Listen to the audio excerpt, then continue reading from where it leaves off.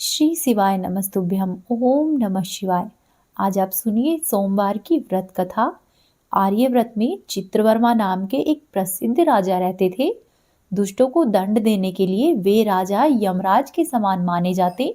वे धर्म मर्यादाओं के रक्षक और कुमारगामी पुरुषों को दंड देकर सही राह पर लाने वाले थे। समस्त प्रकार के यज्ञों का अनुष्ठान करने वाले और शरणार्थियों की रक्षा करने में वे समर्थ थे। भगवान शिव और भगवान विष्णु में उनकी बड़ी भक्ति थी। राजा चित्रवर्मा ने अनेक पराक्रमी पुत्रों को पाकर अंत में एक सुंदर मुख वाली कन्या को प्राप्त किया। एक दिन उस राजा ने जातक के लक्षण जानने वाले अनेक विद्वान ब्राह्मणों को अपने घर पर बुलाया और कन्या की जन्म कुंडली के अनुसार भावी फल पूछे। तब उन ब्राह्मणों में से एक ब्राह्मण ने कहा कि महाराज, यह आपकी कन्या सीमांतनी नाम से प्रसिद्ध होगी। यह भगवती उमा के समान मंगलमयी और दमयंती की भांति परम सुंदरी, सरस्वती के समान सभी कलाओं को जानने वाली तथा लक्ष्मी की भांति अत्यंत ही सद्गुणों से सुशोभित होगी। यह कन्या 10,000 वर्षों तक अपने स्वामी के साथ आनंद भोगेगी और 8 पुत्रों को जन्म देकर उत्तम सुख का उपभोग करेगी।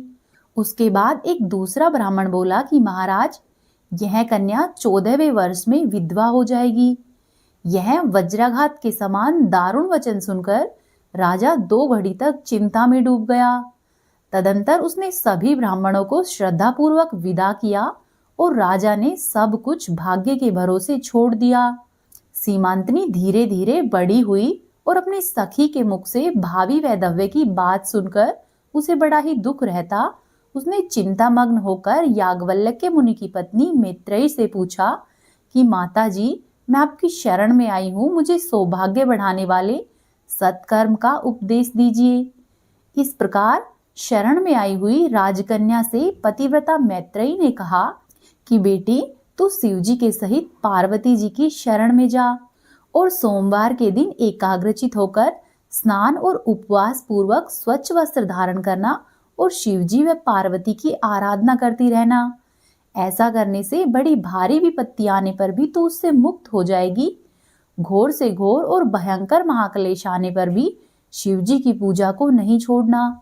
इसके प्रभाव से तुम हर प्रकार के भवसागर से पार हो जाओगी। इस प्रकार सीमांतनी को आश्वासन देकर पतिव्रता मैत्रेयी अपने आश्रम पर चली गई। राजकुमारी ने उसके कहे अनुसार भगवान शिवजी का पूजन प्रारंभ किया। वहीं दूसरी तरफ निषद देश में नल की पत्नी दमयंती के गर्भ से इंद्रसेन नाम का पुत्र हुआ। राजा इंद्रसेन के पुत्र चंद्राग्ध हुए। सभी राजाओं में श्रेष्ठ चित्रवर्मा ने राजकुमार चंद्राग्ध को बुलवाकर गुरुजनों की आज्ञा से उन्हीं के साथ अपनी पुत्री सीमांतनी का विवाह किया। उस विवाह में बड़ा भारी उत्सव हुआ। विवाह के पश्चात चंद्राग्ध कुछ समय तक अपने ससुराल में ही रहा। एक दिन राजकुमार ने यमुना नदी में भ्रमण का विचार बनाया। वह यमुना नदी पर जाने के लिए कुछ मित्रों के साथ नाव पर सवार हो गया।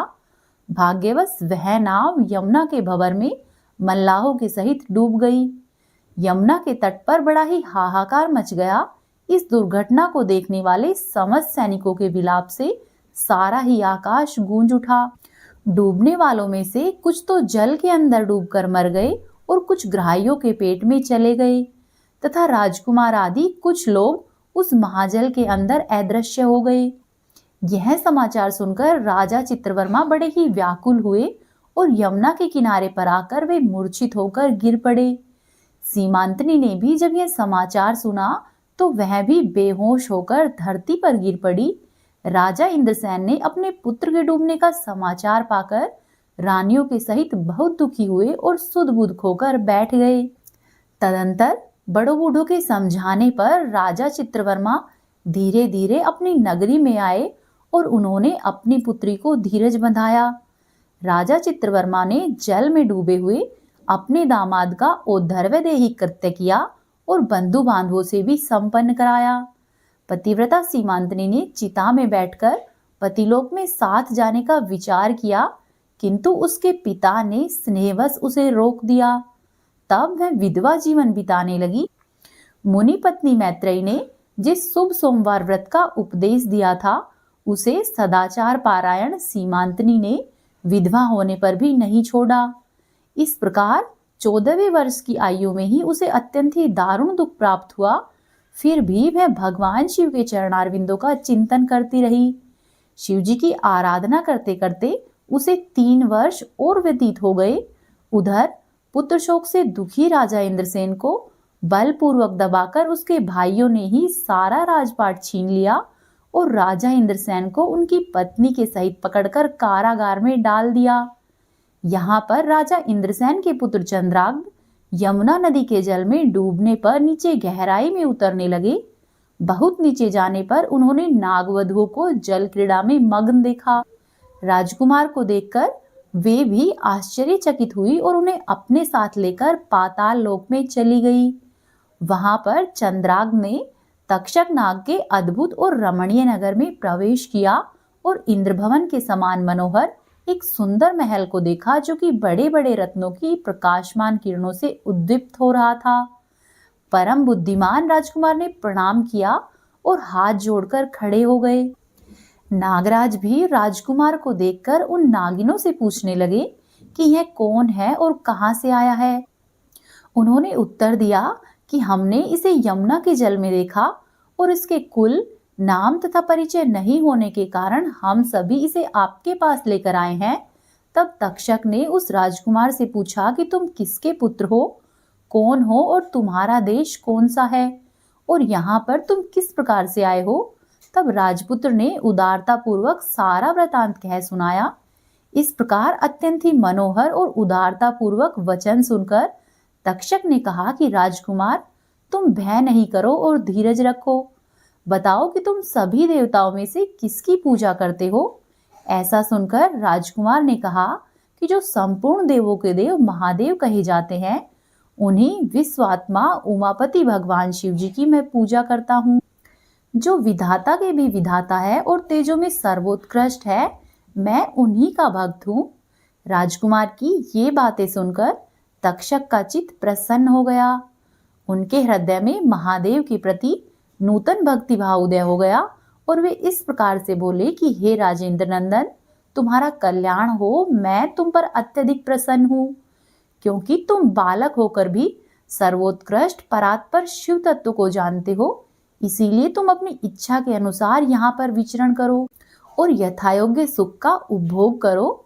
नागराज के ऐसा कहने पर राजकुमार ने कहा कि हे नागराज, मैंने उत्तम समय पर विवाह किया है और मेरी पत्नी उत्तम व्रत का पालन करने वाली है और वह शिव पूजा में पारायण है और अपने माता पिता की मैं इकलौती संतान हूँ। वे सब लोग इस समय मुझे मरा हुआ मानकर महान शोक से घिर गए होंगे। इसीलिए मेरा किसी भी प्रकार से अधिक समय तक यहाँ पर रहना उचित नहीं है। कृपया करके आप मुझे फिर से मेरे राज्य में भेज दीजिए। तब नागराज ने कहा कि राजकुमार, ठीक है, तुम अपने राज्य की तरफ प्रस्थान करो, लेकिन जब जब तुम मुझे याद करोगे तब तब मैं तुम्हारे सामने प्रकट हो जाऊंगा। ऐसा कहकर नागराज ने राजकुमार को एक सुंदर अश्व भेंट किया, जो कि इच्छा के अनुसार चलने वाला था। ढेर सारे रत्न और आभूषण भेंट करके नागराज बोले कि जाओ राजकुमार, तुम्हारे माता पिता और तुम्हारी पत्नी तुम्हारा इंतजार कर रहे होंगे। ऐसा कहकर प्रेम पूर्वक राजकुमार को विदा किया। राजकुमार चंद्राग्नि उस घोड़े पर सवार हो निकला और थोड़ी ही देर में यमुना के जल से बाहर आ गया और उस दिव्य रथ पर चढ़कर नदी के रमणीय तट पर भ्रमण करने लगा। उसी समय पतिव्रता सीमांतनी अपनी सखियों के साथ घिरी हुई नदी के तट पर स्नान करने आई। उस यमुना के तट पर मनुष्य रूपधारी नागकुमार के साथ भ्रमण करते हुए राजकुमार चंद्राग्नि को देखकर राजकुमारी उसकी ओर एकटक देखने लगी। राजकुमारी ने सोचा कि इस राजकुमार को मैंने अवश्य ही कहीं न कहीं देखा है और मन ही मन उसने विचार किया कि इसके नैन नक्श और सब कुछ मेरे पति के समान ही जान पड़ते हैं। तत्पश्चात राजकुमार घोड़े से उतरकर नदी के किनारे पर आकर बैठ गया और उस सुंदरी को बुलाकर समीप बैठाकर पूछा कि तुम कौन हो और किसकी स्त्री हो, किसकी कन्या हो और कहाँ पर रहती हो। तब सीमांतनी ने लज्जा से कुछ नहीं कहा। तब उसकी सखियों ने सब बातें कह सुनाई कि इसका नाम सीमांतनी है। यह निषदराज इंद्रसेन की पुत्र वधू है, युवराज चंद्राग्ध की रानी तथा महाराजा चित्रवर्मा की पुत्री है। फिर आगे दासियों ने कहा कि दुर्भाग्यवश इसके पति इस महाजल में डूब गए और अत्यंत ही प्रबल शोक में इसने 3 वर्ष बिताए हैं और आज सोमवार का दिन है, इसीलिए यहाँ पर यमुना जी के जल में स्नान करने के लिए आई है। और इसके ससुर का राज्य भी उसके भाइयों ने छीन लिया है और महाराजा और महारानी दोनों को कैद में डाल दिया है। उत्तम व्रत का पालन करने वाली सीमांतनी ने अपनी सखी के मुख से ये सारी बातें कहलवाई और फिर स्वयं भी उस राजकुमार से पूछा कि आप कौन हैं और ये अन्य पुरुष कौन है। महाभाव, मुझे ऐसा जान पड़ता है कि मैंने पहले आपको कहीं पर देखा है। उसके बाद सीमांतनी राजकुमार की ओर बारंबार निहारने लगी। उसने पहले देखे हुए अंग चिन्हों, स्वर आदि लक्षणों, अवस्था के प्रमाण तथा रंग और रूप आदि की परीक्षा करने का निश्चय किया और सोचा कि ये अवश्य ही मेरे पति है, क्योंकि मेरा हृदय प्रेम में अधीर होकर इन्हीं में अनुरक्त हो रहा है। फिर सीमांतनी सोचने लगी कि क्या मुझ अभागिन को अपने पति के दर्शन प्राप्त हो सकते हैं।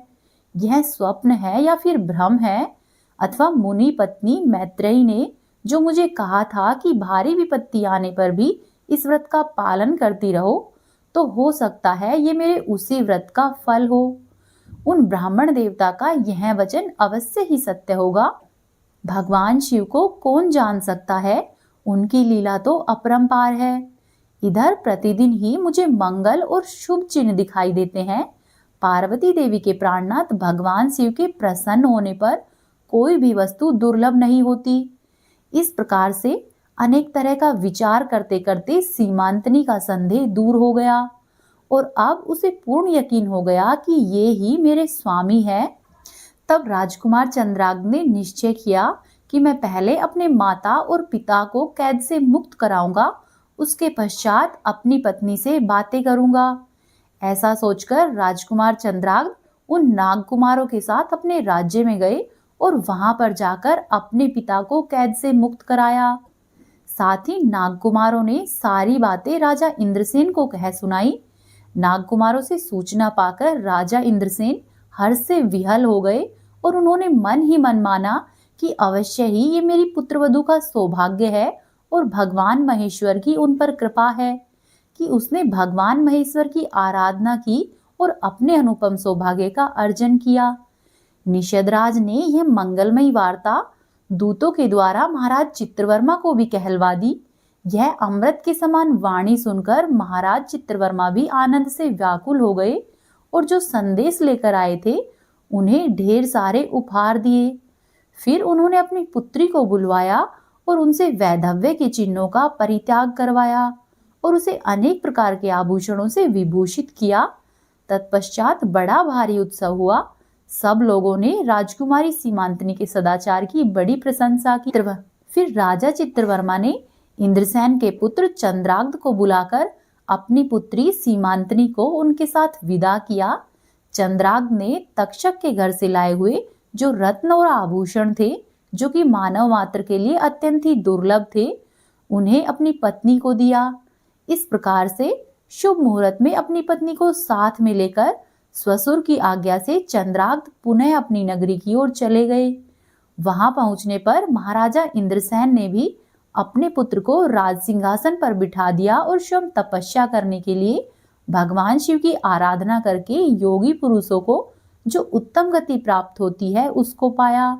राजा चंद्राग्ध ने अपनी धर्म पत्नी सीमांतनी के साथ 10,000 वर्षों तक अनेक प्रकार के विषयों का उपभोग किया। उन्होंने 8 पुत्रों और 1 कन्या को जन्म दिया। वहीं सीमांतनी भी प्रतिदिन ही भगवान महेश्वर की पूजा करती हुई अपने स्वामी के साथ सुखपूर्वक रहने लगी।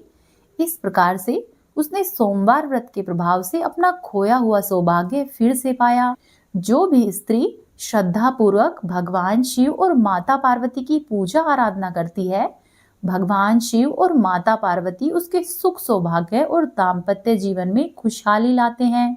अविवाहितों को सुंदर और मनभावन वर मिलते हैं। साथ ही जिनका विवाह हो चुका है उनके सौभाग्य में वृद्धि होती है। अब आप सुनिए अगली कथा। एक बार की बात है, एक साहूकार था जो कि भगवान शिव जी का अनन्य भक्त था। उसके पास धन धान्य की कोई कमी नहीं थी, लेकिन उसकी कोई संतान नहीं थी और वह इसी कामना को लेकर रोजाना ही भगवान शिव जी के मंदिर जाता और वहां पर जाकर दीपक जलाता। उसके इस भक्ति भाव को देखकर माता पार्वती ने एक दिन भगवान शिव जी से कहा कि प्रभु, यह साहूकार आपका अनन्य भक्त है, इसको किसी बात का कष्ट है तो आपको इसके कष्ट को दूर करना चाहिए। तब शिव जी बोले कि हे पार्वती, इस साहूकार के पास पुत्र नहीं है, इसी वजह से यह दुखी रहता है। तब माता पार्वती कहती है कि हे ईश्वर, कृपा करके इसे पुत्र का वरदान दे दीजिए। तब भोलेनाथ ने कहा कि हे पार्वती, साहूकार के भाग्य में पुत्र का योग नहीं है। ऐसे में अगर मैं इसे पुत्र प्राप्ति का वरदान दे भी दूं तो भी केवल 12 वर्ष तक ही इसका बालक जीवित रहेगा। यह सुनने के बाद भी माता पार्वती ने कहा कि हे प्रभु, आपको इस साहूकार को पुत्र प्राप्ति का वरदान देना ही होगा, अन्यथा भक्त आपकी सेवा और पूजा क्यों करेंगे। माता के बार बार आग्रह करने पर भोलेनाथ ने साहूकार को पुत्र प्राप्ति का वरदान दे दिया, लेकिन यह भी कहा कि पार्वती, इसका पुत्र केवल 12 वर्ष तक ही जीवित रहेगा। साहूकार ये सारी बातें सुन रहा था, इसीलिए उसे न तो खुशी हुई और न ही दुख हुआ। वह पहले की ही तरह भोलेनाथ की पूजा अर्चना करता रहा। धीरे धीरे इसी तरह से दिन बीतने लगे। सेठानी गर्भवती हुई और 9वें महीने में उसने एक सुंदर बालक को जन्म दिया। परिवार में खूब हर्षोल्लास मनाया, लेकिन वह साहूकार पहले की ही तरह रहा। उसने बालक की 12 वर्ष की आयु का जिक्र किसी से भी नहीं किया।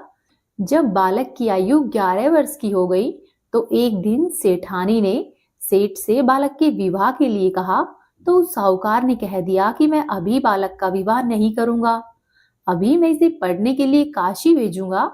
इसके कहने के बाद उसने अपने साले को बुलाया, यानी कि लड़के के मामा को बुलाया और कहा कि इसे काशी में पढ़ने के लिए ले जाओ और रास्ते में जिस भी स्थान पर रुको वहां पर यज्ञ करते जाना और ब्राह्मणों को भोजन कराते हुए आगे बढ़ना। उन्होंने भी इसी तरह से किया। जब वे जा रहे थे तो रास्ते में एक राजकुमारी का विवाह था। जिससे राजकुमारी का विवाह था वह एक आंख से काना था।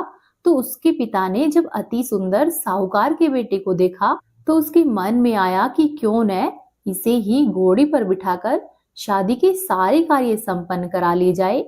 तो उन्होंने मामा से बात की और कहा कि इसके बदले में वह अथाह धन देंगे। तो उसका मामा भी राजी हो गया। साहूकार का बेटा विवाह की वेदी पर बैठा और जब विवाह कार्य संपन्न हो गए तो जाने से पहले उसने राजकुमारी की चुनरी के पल्ले पर लिख दिया कि तेरा विवाह तो मेरे साथ हुआ है, लेकिन जिस राजकुमार के साथ तुम्हें विदा करेंगे वह तो एक आंख से काना है। इसके बाद वह अपने मामा के साथ काशी चला गया। उधर जब राजकुमारी ने अपनी चुनरी पर लिखा हुआ पाया तो उसने राजकुमार के साथ जाने से मना कर दिया। तो राजा ने भी अपनी पुत्री को उस बारात के साथ विदा नहीं किया। उधर मामा और भांजे काशी जी पहुंच गए। एक दिन जब मामा यज्ञ कर रहे थे और भांजा बहुत देर तक बाहर ही नहीं आया तो मामा अंदर गए और अंदर जाकर देखा तो भांजे के प्राण निकल चुके थे। वह बहुत परेशान हुआ, लेकिन सोचा कि अभी से रोना पीटना मचाया तो सभी ब्राह्मण चले जाएंगे और यज्ञ का कार्य अधूरा रह जाएगा। जब यज्ञ संपन्न हुआ तो मामा ने रोना पीटना शुरू किया। उसी समय शिवजी और पार्वती जी उधर से जा रहे थे। तो माता पार्वती ने शिवजी से पूछा कि हे प्रभु, ये कौन रो रहा है। तभी उन्हें पता चला कि यह तो भोलेनाथ के आशीर्वाद से जन्मा हुआ उसी साहूकार का पुत्र है। तब माता पार्वती कहती है कि हे स्वामी, इसे जीवित कर दे, अन्यथा रोते रोते इसके माता पिता के प्राण निकल जाएंगे। तब भोलेनाथ ने कहा कि हे पार्वती, इसकी आयु इतनी ही थी और वह इसे भोग चुका है। लेकिन माता पार्वती ने बार बार आग्रह किया और तब भोलेनाथ ने उस लड़के को जीवित कर दिया। वह लड़का ओम नमः शिवाय करते हुए जी उठा और मामा भांजे दोनों ने ईश्वर को धन्यवाद दिया और फिर अपनी नगरी की ओर वापस लौटने लगे। जब वे वापस लौट रहे थे तो रास्ते में वही नगर पड़ा और वहां पर जाने पर राजकुमारी ने उन दोनों को पहचान लिया। तब राजा ने राजकुमारी को साहूकार के बेटे के साथ बहुत से धन धान्य और इत्यादि देकर विदा किया। उधर साहूकार और उसकी पत्नी छत पर बैठे हुए थे और उन्होंने यह प्रण किया हुआ था कि यदि उनका पुत्र सकुशल नहीं लौटा तो वे दोनों छत से कूदकर अपने प्राण त्याग देंगे। तभी लड़के के मामा ने आकर साहूकार के बेटे और बहू के आने का समाचार सुनाया, लेकिन वे दोनों नहीं माने। तो मामा ने शपथ पूर्वक कहा, तब उन दोनों को विश्वास हुआ और फिर दोनों छत से नीचे आए और अपने बेटे बहू के स्वागत की तैयारी की। उसी रात को साहूकार के सपने में भगवान शिव ने दर्शन दिया और कहा कि हे साहूकार, तुम्हारी पूजा और भक्ति से मैं अत्यधिक प्रसन्न हूँ। इसी कारण तुम्हारा पुत्र अब 100 वर्षों तक जिएगा। इसी प्रकार जो भी व्यक्ति इस कथा को पढ़ेगा या फिर सुनेगा, उसके समस्त प्रकार के दुख दूर हो जाएंगे। साथ ही वह मनोवांछित वस्तुओं को भी पाएगा। जो वस्तु उसके भाग्य में है वो भी, और जो वस्तु उसके भाग्य में नहीं है उसका भी वह आशीर्वाद पाएगा। अब आप सुनिए सोमवार व्रत की अगली कथा। एक बार की बात है, माता पार्वती और शिव जी मृत्युलोक में भ्रमण कर रहे थे, यानी कि पृथ्वी लोक पर घूम रहे थे। यात्रा करते हुए वे दोनों विदर्भ देश के अमरावती शहर में आ गए। उस शहर में एक सुंदर शिव मंदिर था, इसीलिए महादेव वहां पर माता पार्वती के साथ निवास करने लगे। एक दिन पार्वती जी ने शिव जी को चौसर खेलने के लिए कहा। शिव जी भी राजी होकर चौसर खेलने लगे। उस समय मंदिर में दैनिक आरती करने के लिए पुजारी आया। तब माता पार्वती ने उस पुजारी से पूछा कि पुजारी, हम दोनों में से चौसर में कौन जीतेगा? वह पुजारी था और भगवान का भक्त था, इसीलिए उसने तुरंत ही कहा कि महादेव जी जीतेंगे। फिर जब चौसर का खेल समाप्त हुआ तो माता पार्वती की जीत हुई और भगवान शिव जी हार गए। तब पार्वती जी ने क्रोधित होते हुए उस पुजारी को श्राप देना चाहा, तो शिव जी ने उन्हें रोक दिया और कहा कि हे पार्वती, ये तो भाग्य का खेल है, उसकी कोई गलती नहीं है। फिर भी माता पार्वती ने उस पंडित को कोढ़ी होने का श्राप दिया और उसे कोढ़ी बना दिया। काफी वर्षों तक वह पंडित कोढ़ से पीड़ित रहा। उस मंदिर में एक अप्सरा एक दिन शिव जी की पूजा करने आई, तो उसने पुजारी को कोढ़ित देखा। जब अप्सरा ने पुजारी से कोढ़ का कारण पूछा तो उस पुजारी ने सारी बात कह सुनाई। उस पुजारी को अप्सरा ने कहा कि इस कोढ़ से छुटकारा पाने के लिए तुम 16 सोमवार के व्रत करो। उस पुजारी ने पूछा कि इस व्रत को करने का क्या तरीका है, कैसे किया जाता है और कब से शुरू किया जाता है। तब उसने बताया कि सोमवार के दिन नहा धोकर साफ कपड़े पहनकर आधा किलो आटे से एक पंजीरी बनाना और इसको 3 भागों में बांटकर प्रदोष काल में भगवान शिव जी की पूजा करना। फिर 1/3 पंजीरी को आरती में आने वाले लोगों को प्रसाद के रूप में देना। इस तरह से 16 सोमवार तक यही विधि अपनाना। 17वें सोमवार को चौथाई गेहूं के आटे से चूरमा बनाकर शिव जी को अर्पित करके लोगों में प्रसाद के रूप में बांट देना। इससे तुम्हारा कोढ़ दूर हो जाएगा। इस तरह से 16 सोमवार का व्रत करने से वह व्यक्ति ठीक हो गया और उसके कोढ़ भी दूर हुए। साथ ही अब वह प्रसन्न रहने लगा। फिर एक दिन शिव जी और पार्वती जी उसी मंदिर में वापस आए और उन्होंने उस पुजारी को पूरी तरह से स्वस्थ पाया। तब माता पार्वती ने उस पुजारी से पूछा कि पुजारी, तुम पूरी तरह से इतने स्वस्थ कैसे हुए? तब पुजारी ने उन्हें बताया कि किस तरह से 16 सोमवार का व्रत रखने से मैं ठीक हुआ। इस व्रत को सुनकर पार्वती जी प्रसन्न हुई और उन्होंने भी अपने पुत्र की घर वापसी के लिए इस व्रत को रखा। इस व्रत के प्रभाव से माता पार्वती का पुत्र भी वापस घर पर आ गया और साथ ही में आज्ञाकारी भी बन गया। कथाकार ने अपनी माता से उनके मानसिक बदलाव की वजह पूछी जो उन्हें घर पर लौटाया। तब पार्वती जी ने उन्हें इन सब के पीछे 16 सोमवार की पूजा बताई। यह सुनकर कार्तिकेय जी प्रसन्न हुए और उन्होंने भी इस व्रत को किया। उन्होंने व्रत को अपने ब्राह्मण मित्र से मिलने के लिए किया था। 16 सोमवार होने पर उनका मित्र उनसे मिलने वापस आ गया। कार्तिकेय ने उनके दोस्त से 16 सोमवार की पूजा, इसकी विधि और महिमा बताई। यह सब सुनकर उस ब्राह्मण दोस्त ने भी विवाह के लिए 16 सोमवार की पूजा करने का विचार किया। राजा एक दिन अपनी पुत्री का विवाह करने की तैयारी कर रहा था। राजा की पुत्री से शादी करने के लिए बहुत से राजकुमार आए थे। राजा ने शर्त लगाई कि जिस भी व्यक्ति के गले में यह हथनी माला डाल देगी, उसकी पुत्री का विवाह उसी से होगा।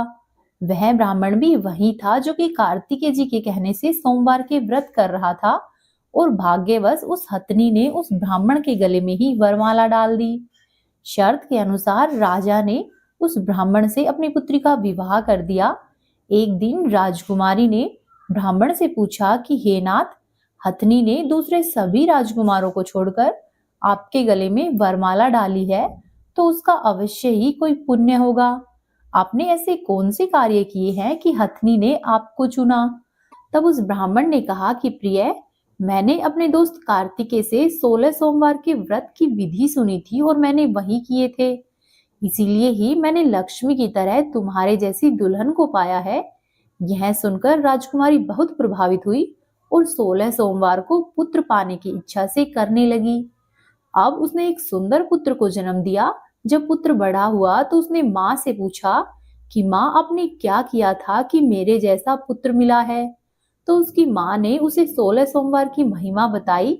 यह सब सुनकर उसने भी राजपाट के लिए व्रत रखे।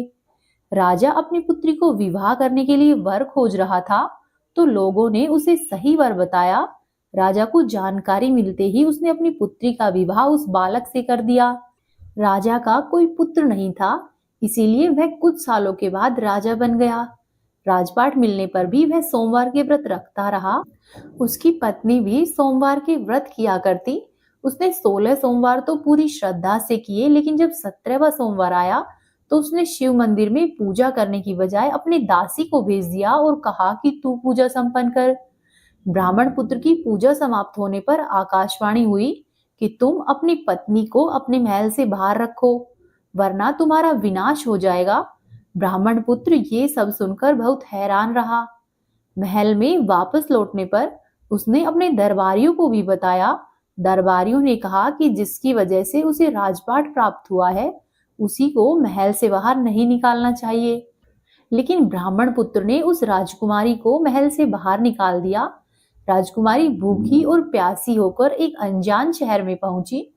वहां पर एक बूढ़ी महिला धागा बेचने के लिए बाजार जा रही थी। उसने राजकुमारी को देखा और उसे व्यापार में मदद करने को कहा। राजकुमारी ने भी एक टोकरी सिर पर रख ली और कुछ दूर चलने पर एक तूफान आया और उस टोकरी को उड़ाकर ले गया। अब बुढ़िया रोने लगी और राजकुमारी को मूर्ख समझकर चले जाने के लिए कहा।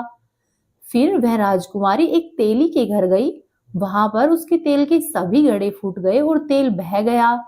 उस तेली ने भी उस राजकुमारी को दुर्भागिनी समझा और वहां से निकाल दिया। इसके बाद वह राजकुमारी एक सुंदर तालाब के पास पहुंची और जैसे ही वह पानी पीने लगी, उस पानी में कीड़े चलने लगे, जिससे कि पूरा तालाब गंदा हो गया। और अपने दुर्भाग्य को कोसते हुए उसने गंदा पानी पी लिया और पेड़ के नीचे सो गई। जिस पेड़ के नीचे वह सोई थी, उस पेड़ की सारी पत्तियां झड़ गई और अब वह किसी भी पेड़ के पास जाती तो उसकी सारी पत्तियां गिर जाती। यह देखकर कुछ लोगों ने उसी मंदिर के पुजारी को ये सारी बातें बताई। तब पुजारी ने उस राजकुमारी के पास जाकर कहा कि बेटी, तुम मेरे परिवार में रहो, मैं तुम्हें अपनी बेटी की तरह रखूंगा। तुम्हें मेरे आश्रम में कोई तकलीफ नहीं होगी। इस तरह से वह राजकुमारी पंडित जी के आश्रम में रहने लगी। अब वह खाना बनाती या फिर पानी लाती तो उसमें कीड़े पड़ जाते। यह देखकर पुजारी आश्चर्यचकित हो गया और उससे बोला कि बेटी, तुमने अवश्य ही कोई गलती की है जिससे कि तुम पर ऐसा कोप है। तब उस राजकुमारी ने वही बात सुनाई जो कि शिव पूजा में नहीं की जाती है। उस पुजारी ने शिव जी की पूजा की और कहा कि 16 सोमवार को व्रत रखने से उसे राहत मिलेगी। उस राजकुमारी ने पंडित के कहे अनुसार 16 सोमवार के व्रत रखे और जैसे ही 16वां सोमवार आया तो उस ब्राह्मण के पुत्र ने सोचा कि मेरी पत्नी कहाँ पर होगी, मुझे उसकी खोज करनी चाहिए। ऐसा विचार करके उसने अपने पुत्र को अपनी पत्नी को खोजने के लिए कह दिया। पुजारी के घर आकर जब उन्हें राजकुमारी मिली तो वे पुजारी से राजकुमारी को ले जाने के लिए कहने लगे। लेकिन पुजारी ने कहा कि राजा यहाँ पर खुद आएगा और फिर इन्हें लेकर जाएगा। तब राजकुमारी का पति वहां पर स्वयं आया और राजकुमारी को अपने महल में वापस लेकर गया। इस प्रकार से 16 सोमवार के व्रत करने वाले व्यक्ति की सभी मनोकामनाएं पूर्ण होती है और उसे मनचाहा फल प्राप्त होता है। पुत्र चाहने वाले को पुत्र मिलता है, धन चाहने वाले को धन मिलता है, सौभाग्य चाहने वाले को सौभाग्य मिलता है। जिसकी जो भी मनोकामना हो वह व्रत को रखने से पूरी होती है।